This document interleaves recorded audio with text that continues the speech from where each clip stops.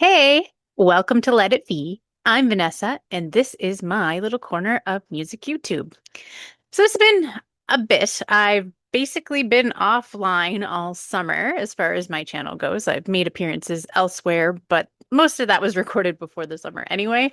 It's been a really busy summer. I thought I'd get to more, but I didn't. So it is what it is. But I am back now and ready to get into another year list. So this is our list for, or our, this is my list for the year 1980. And I did this deep dive a while ago, closer to the beginning of this year. It's just I'm only now getting around to recording it for myself. But I really enjoyed this dive. It was a bit of a surprise. I didn't really have huge expectations for this year necessarily. I didn't think it was going to be a bad year, but I don't think I recognized exactly how much depth I was going to find going through the year and how much variety. It's a really cool time for some different genres coming out. You've got the new wave movement happening. You have punk splitting off and creating some subgenres like the post-punk movement or hardcore or just people are doing more with that style in just the short years since it really exploded there in the late 70s. So that's interesting to see. I mean, I don't love everything I heard either, but it was at least it kept things exciting. It's not just in the punk scene where there's a lot of cool stuff happening. There's a lot of hard rock and metal coming out and a lot of great stuff there. Pop music is finding a new identity, trying to figure out where what it wants to sound like, transitioning into the 80s. The 80s as we know the 80s hasn't quite happened yet. So, but you're seeing seeds of it, which is neat. And power pop is at its commercial peak anyway. I don't know that it's at its musical peak, but there's a lot of cool stuff in that scene as well. And of course, disco having a rough time in the mainstream, but it's planting the seeds for post-disco, which is cool as well. Lots of really great songs coming out of that scene in this year. So, yeah, there's so much to listen to. I almost made it to 200 albums. Of course, I didn't love all of it, but I found a lot to really like. I really enjoyed diving this year. I usually try to do at least 150 for any year that we do these deep dives for. But I found myself still finding things that I was interested in listening to beyond that. So I ended up making it to 186 albums this year that I listened to in this dive. And that's on the higher end of dives that are not out of the 70s. And as well, for my 4 stars and above, I ended up with 61 out of that. So those are pretty good stats. It's a strong year. So there's some big names I'm not necessarily going to mention in my top list, but that doesn't mean that they weren't albums that I thought were really great and that just missed the list. There was an embarrassment of riches at the top, really. So that's great. I wouldn't say it's one of the best years ever or anything, but it's definitely in the strong medium realm and enjoyed it a lot. Anyway, so into the list, I always make a top 25 list, actually. I just talk about 15 in my video at length, but I will mention my 25 to 16 as kind of an honorable mention section. I actually made this list originally back in the spring, I believe, but I have edited it a bit because I've changed my mind on some of the placements and some of the albums. I brought something in that wasn't in my original list, but I will get to that. So my number 25 is Drama by Yes. Number 24 is Tiddlywinks by NRBQ. Number 23 is Wild Planet by the B-52s. Number 22 is Freedom of Choice by Devo. Number 21 is Nerds by the Roaches. Number 20 is the one that I brought into my top 25 that was just outside of it originally, and that is Duke by Genesis, which is an album that I have just come to appreciate more and more the more I listen to it, so that it's found its way into my list. Number 19 is Get Happy by Elvis Costello. Not one of my favorites of him from this era, but still really solid. Number 18 was one of my new discoveries that I really enjoyed, and that is Willie Nile by Willie Nile.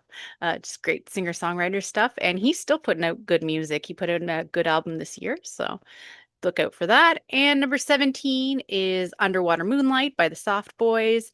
And number 16, which is probably low for some people, but this is an album that's had an uphill climb for me over the last 20 years, and that is Remain in Light by Talking Heads. So that's the 25 to 16 for me. Still all really, really strong albums, pretty interchangeable as far as how much I really like them. It's hard to place these sometimes, so they're all very strong. Anyway, and just missing my top 25 behind me are also two very strong albums that I ended up taking out just because there was just too much. So this Never Forever by Kate Bush, just not one of my ultimate favorites by her, but still really good. And Vienna by Ultravox. So anyway, on to my top 15. So first for number 15 is Black Sea by XTC.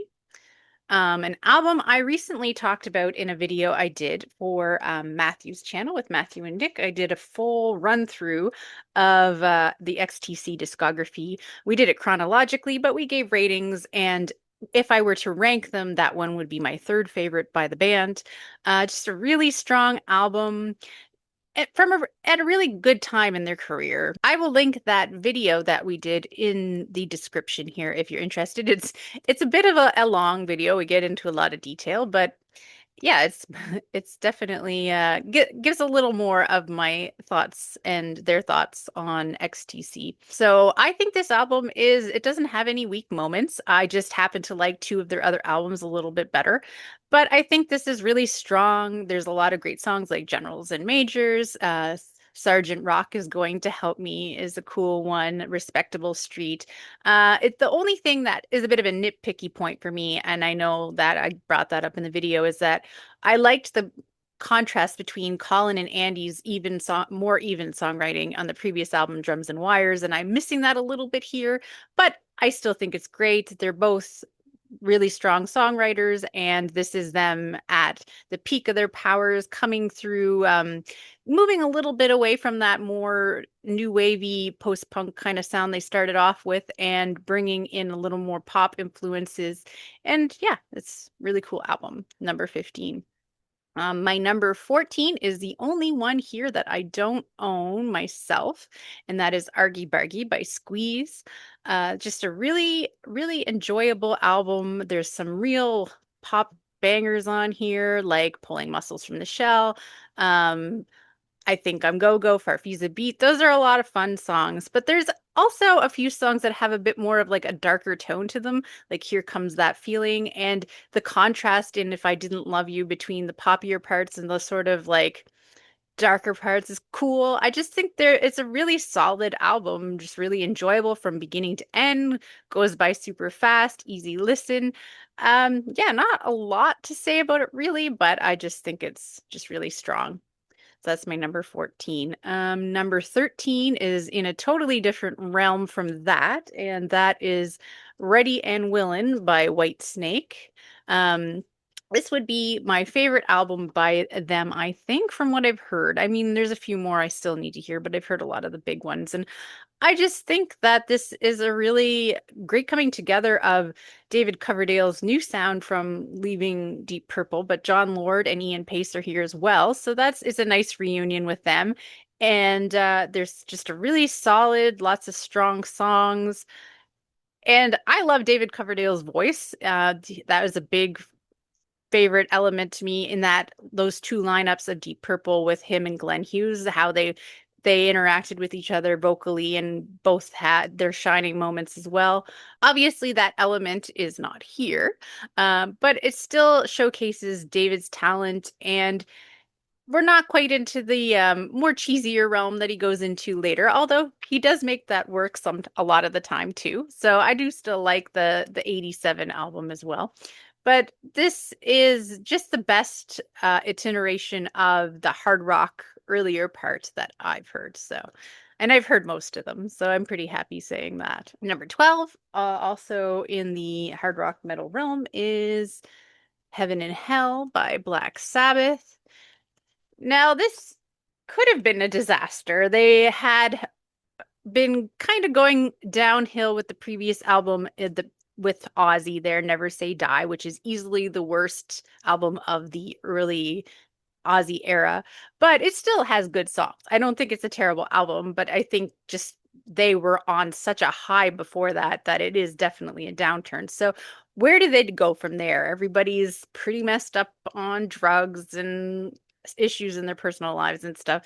So they part ways with Ozzy and they bring in Ronnie James Dio, and it works. It's a hard thing to pull off to bring in a new man to a band like that, especially when your original frontman is so integral to your sound and is such a personality and is, larger than life, really. So to bring somebody else who's also that way, but in his own unique way and make it work with your band is just really great. And they do here. I think it's a great album, and it's different than what they were doing before, and it works with it reinvigorates everybody else in the band. Too bad that we only got a few albums with Dio. They were onto something good here, and then they had a rough time bringing in different singers to varying degrees of success after that. But this is where that change really ended up working.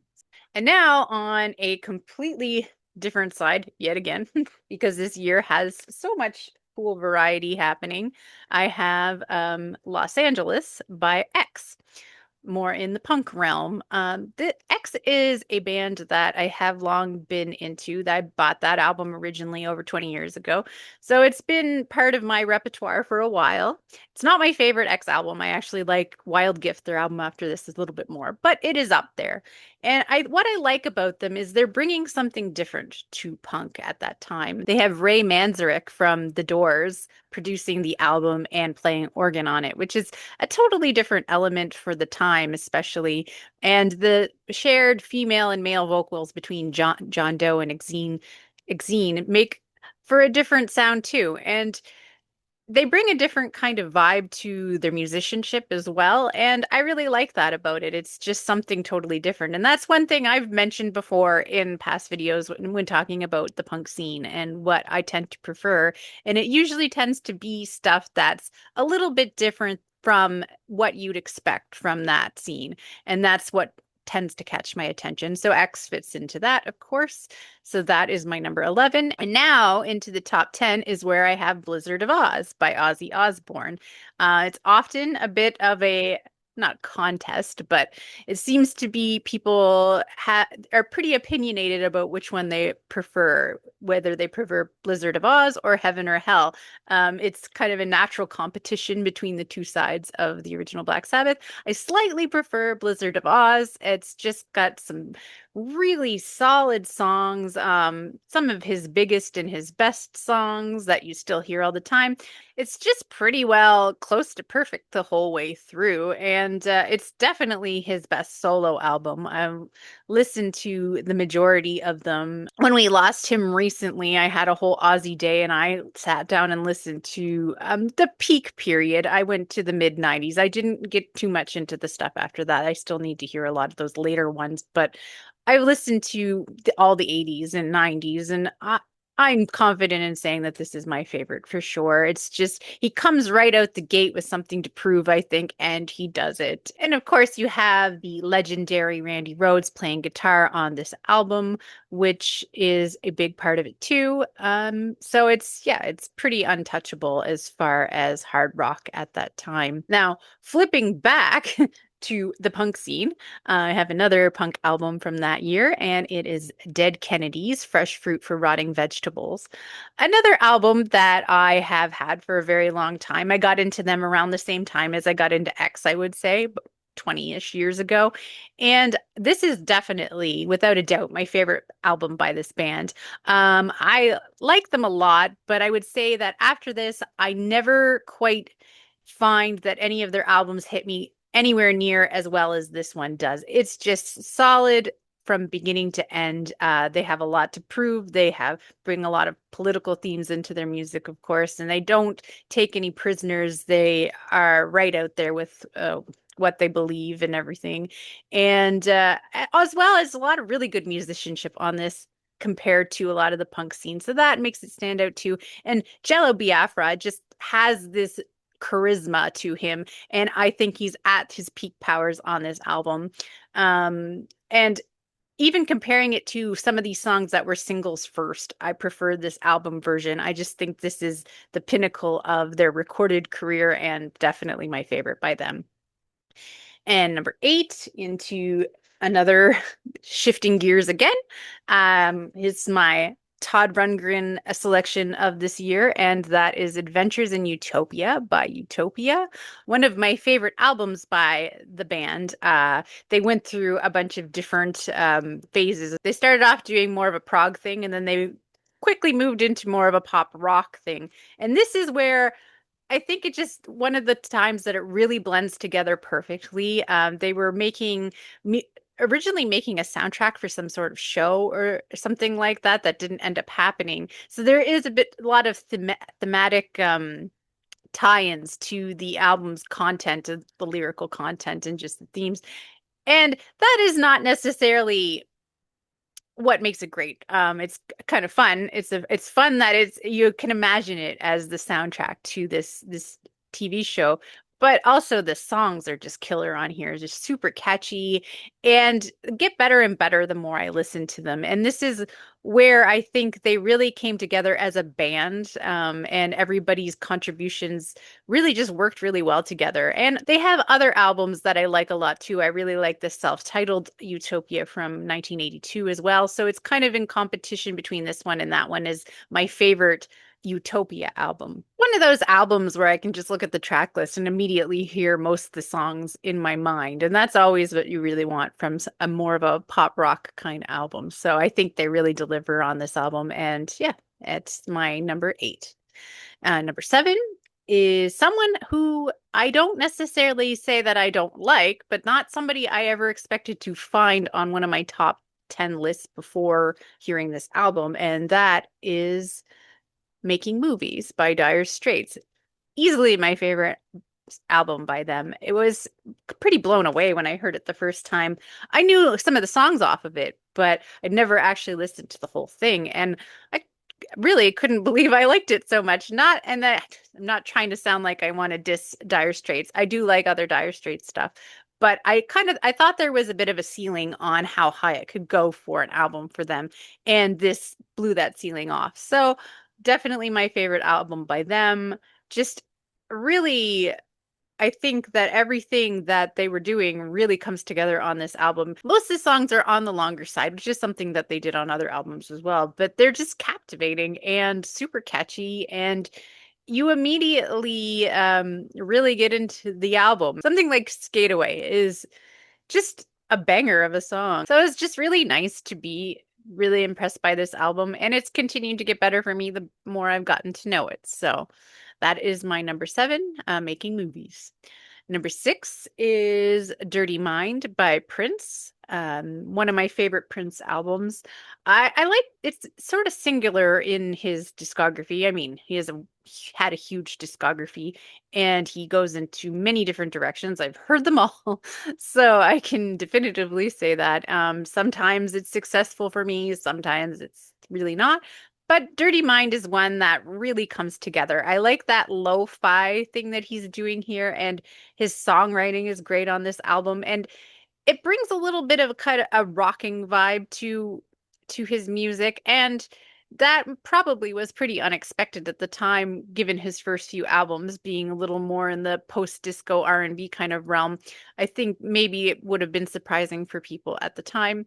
And it just shows the direction that he would continue to go in, but still maintaining its own vibe. Like he doesn't have any other albums that sound like this one. In stylistically, I wouldn't say. After this he goes into a different direction and does all kinds of different things. And it's the lyrically a little gross at times, but if you can get past that, I mean, it's Prince. What do you expect? He went there a lot of the time, so it's not really surprising if you know anything about him. But yeah, I think it lives up to its title for sure, and it's even not only in the lyrical sense that it's about taboo topics, it's got a dirtier sound to it too. So it's kind of a multifaceted title. So Dirty Mind by Prince, number six. Number five is my favorite Rush album, and that is Permanent Waves. Another album, the first time I heard it, it blew me away. I already liked the band, and I already knew, of course, The Spirit of Radio and Free Will. I'm Canadian, so we hear those songs on the radio a lot, in addition to many of their other songs. So obviously, I was very familiar with those. But what really struck me about this album is how much I really liked all the other songs on the album, too. I think it forms it's pretty tight album. Everything is great on here. I love Jacob's Ladder, especially. That's probably my favorite. That song is just super cool. But I think the whole thing just is a really strong, real, really the perfect coming together of the more prog stuff that they were doing in the later 70s and the more commercial sound they went for in the 80s. I think that this really is where everything keep saying comes together, but I this is where they really nailed it. And of course, the next few albums they continue to, and I like their mid to late 80s stuff too, but I think this is where they really, really realized that sound at its peak. I think this is the best example. So this is my number five. This is one that's I realize that it's contentious about the release date and that I'm well aware that people argue that it either came out in late 1979 or early 1980. I'm going to put it in my 1980 list because you got to put it in one of the years. So this is what I'm going to go with. That is, of course, the self-titled Pretenders debut. Uh, so much vim and vigor, I guess you could say, on this album. Chrissie Hynde comes out right at the gate with so much attitude, and her band is great here. And everybody is bringing their A game on this album. Lots of cool songs, but I really, really like the last leg of the album. That's my favorite part. Of course, you have Brass in Pocket, which is the song that everybody knows and I've always known, but I love Lovers of Today and Mystery Achievement. I think they take this album and like just push it right out the gate at the end. Of course, the rest of the album is great too, but that last leg is really what nails this album or what drives it home on this album and really puts it up into the stratosphere, I should say. Um, I would say their best album. They have some other great ones too, but I think that they really nailed it right at the gate. And then, they had some struggles and different things that happened over the years. Of course, you know the story, but what a way to introduce yourself to the world. Number three is Scary Monsters and Super Creeps by David Bowie.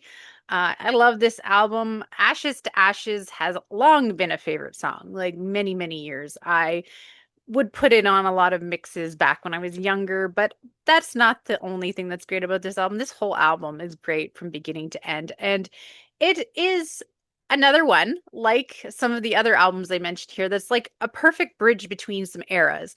He was doing the whole Berlin era thing at the later part of the 70s, and he was experimenting and doing all that stuff with Eno and doing a lot of different things. And a lot of that was cool. I don't love everything about all of it, but there's a lot of great stuff there. And then he goes into his pop era in the 80s, which is very contentious for a lot of people. But this is the perfect bridge between those two eras. He's still doing the more he's got that element of more experimental stuff going on. And of course, he has Robert Fripp here playing some killer guitar on tons of these songs, as he also did on Heroes. So he's bringing him back here, and he maximizes his contribution as well. And it's just a really cool album. It's I love what he's doing here. I would have liked to have another one like this, but I think that's the charm of Bowie. You never know what he's going to do next. And he has so many distinct albums that go in so many distinct directions. And whether you love it or it doesn't work for you, you can always appreciate what he was doing. And of course, you don't need me to tell you that. Everybody knows the magic of Bowie. This album is one of his best for me. So that's number 3 for the year. After that, at number 2 is one that I am known for loving that is often overlooked, I think, and that is Panorama by the Cars. If you watched my Cars video earlier this year, that was high on my list for them, and it's high on my list for the year. I sometimes I question, oh, why do I love this album so much? Because a lot of people think it's kind of a bit of a downturn in their classic era, but I don't. I think it's really strong. I love the darkness that they bring to their sound. It's a little bit different from the first 2 albums, even though I love the first 2 albums too. Don't get me wrong, but I just love what they're doing here. I love this other side to them. I love the the prominence of Elliot Easton on this album, and I just love the songs, and I love it. And it had to be up higher on my list. I almost made it my number 1 at different points, but there is another album that I undoubtedly love more. But it's definitely high up there. I say more about it in my Cars video. If you're interested, I will also put that in the description. But it's just one of those ones that's become one of my, sometimes there's albums that you champion that people often overlook, and it comes kind of like a pet cause. It's just one that you like to give a little more love to, and that's Panorama for me. I love it. And number 1, though, is Peter Gabriel by Peter Gabriel, or Melt as it's often called. Just what an album. It had to be number 1 when I really thought about it. I just love everything about this album. He is doing so much cool stuff here. He's so obviously Peter Gabriel, like he's so true to himself, but he's also bringing in so many elements of the time and just putting it through his own lens. Like he's absorbed the sort of what was happening in the post-punk scene and that sort of realm, but bringing it out and making it completely his own and not really being post-punk necessarily. He's bringing in a lot of elements of different music from the time period that he's not necessarily sounding like, but he is putting it through his own lens. And I don't think anybody else could make this album exactly the same way. I just think that like there's lots of really catchy songs on it that have a completely different sound. I think like some of these other people here, this is my favorite album by him as well. And one of the great things about the songs on this album, like some of the other ones I've mentioned, is you can look at this track list and you can hear all these songs in your mind. And they have such a unique experience to them. Like something like Intruder, opening your album with that and that just unsettling, creepy vibe to it, but it's still so catchy and just hard to get out of your head, and it draws you right into the story and it sounds exactly like it should for what the subject matter is. It ends up being, I guess, for lack of a better word, breathtaking. It's very just, it gets me every time. I've heard it so many times now, but it still like always catches me a little bit off guard. And I always feel the unset, like it never loses its power. But also there's I Can't Remember, which is just absolute banger of a song, just so good. Then you have something like Biko, which is more political in nature, of course, given the subject matter. And it's more of a slow burn of a song. It's not quite in your face as some of the other songs on the album, but it's also a great song and one that sticks with you long after you've done listening. So yeah, this is such a powerful album in so many different ways, and without a doubt one that is my favorite of this year, which already has a lot of really, really strong albums that I regard really highly at the top. So that's saying something. Yeah. So my number 1, Peter Gabriel. Peter Gabriel or Melts, whatever you want to call it, but it's just a great, great album. As I always say in these, I know that I'm missing some big albums that people tend to really like, and I probably also like them too. They just aren't necessarily up there with my personal favorites for the year, but they are still really good albums, and I would love to hear about your favorite albums of this year. One thing that's really cool about this year is there is so much going on and so much variety that lists for this year tend to be really interesting because people find different things to latch onto. And yeah, I'd love to see yours in the comments. And I plan to also have a songs list coming out for this year. And there's a lot of artists and bands represented on that song list that are not represented in my albums list. So look out for that. I will be trying to put that out a lot sooner than the gap between my last video and this one. Yeah, till next time. Bye.